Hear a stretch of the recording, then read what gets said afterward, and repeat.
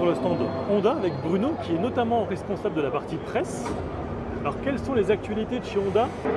Alors on a pas mal de choses cette année pour des années modèles 2023. On a une nouvelle Transalp qui est juste derrière moi. On a également une nouvelle CL500, donc une machine sur la base des motos A2 que l'on connaît, CB500F, CMX500. On a une déclinaison touring de la CMX 1100 Rebelle. On a également un nouveau facelift pour la gamme Forza 125 et 350. Et puis on a l'introduction de notre premier véhicule électrique avec un petit scooter donc équivalent 50 cm3 qui devrait arriver sur le marché pour l'été 2023. D'accord, très bien. En deux mots ou en quelques mots, comment on pourrait qualifier la Transalp? Alors, pour moi, la Transalp, c'est le trail pour tous.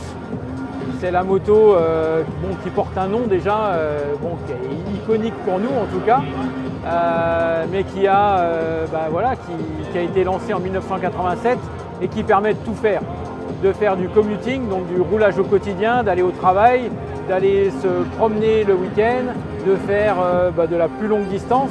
Et là, ce modèle-là, il est carrément prévu puisqu'on a un beaucoup plus gros moteur, donc plus performant tout en étant économe, parce qu'on est à moins de 4 litres au 100 avec la nouvelle Transalp en consommation normalisée.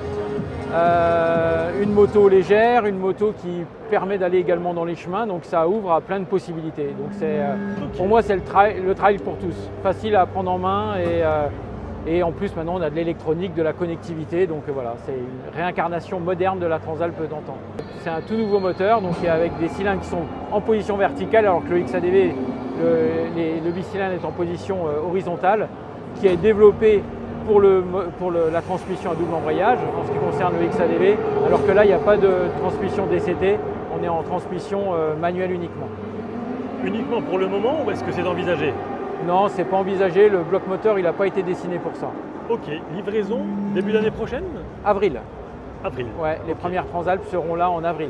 D'accord, très bien. Dernière chose concernant la Hornet, nouveau modèle aussi?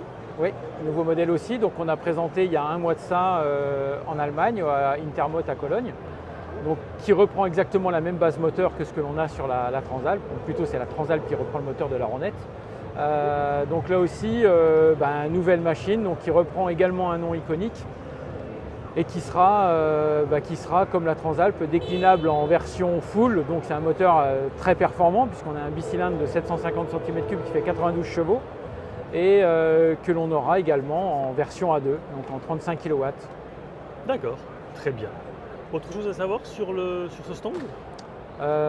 D'autres choses à voir, de redécouvrir notre gamme actuelle. Donc ça va du Monkey, du Dax, parce que le Dax n'avait jamais été vraiment présenté au grand public.